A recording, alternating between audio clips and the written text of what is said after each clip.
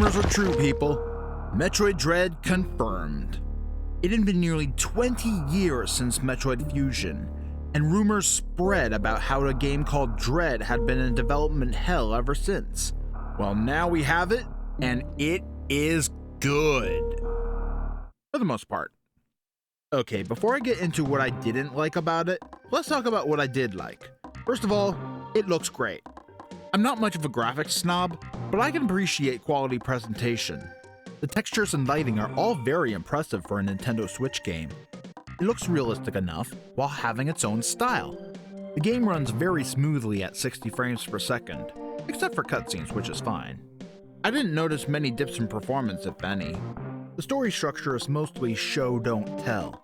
The only dialogue you hear is from Samus's computer, which... The bounty for this mission does not seem that elevator leads to the depths of an undertow. You've accessed a network station. Well done, Samus. Yeah, that won't hurt my brain after a while. The gameplay itself is basically what you'd expect from a mainline 2D Metroid game. Most of its elements are borrowed from Samus Returns on the 3DS.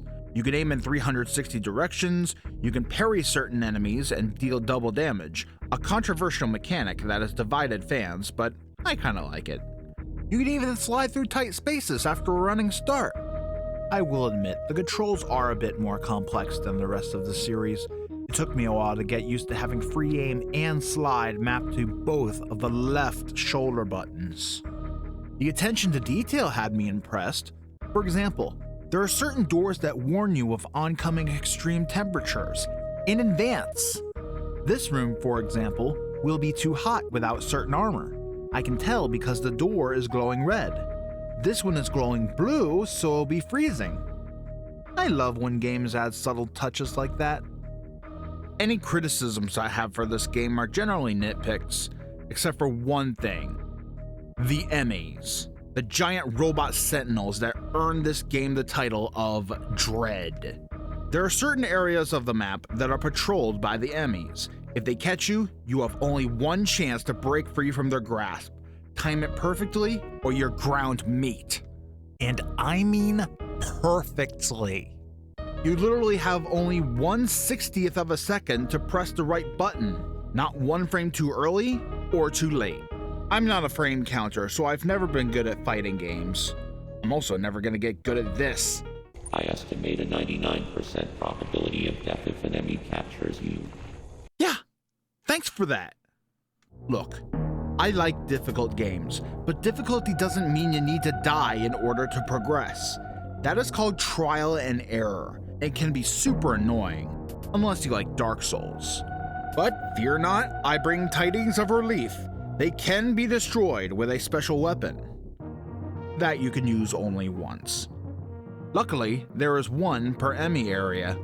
You won't necessarily have immediate access to the room that provides it unless you have a certain ability.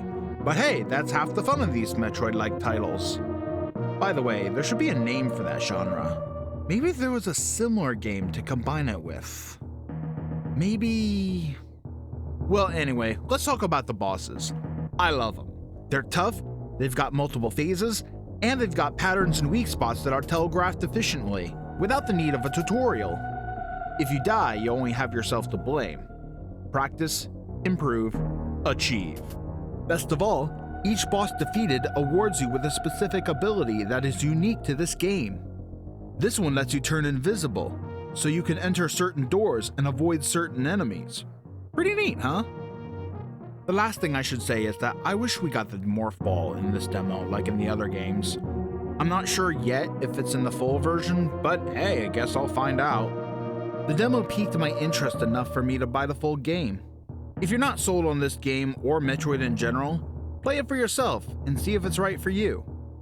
As an entry point, I would suggest either Super Metroid or Fusion. Even still, this demo is worth your time, so download it, fire it up, and enjoy. This is the Game Hunter saying never be game over. Later.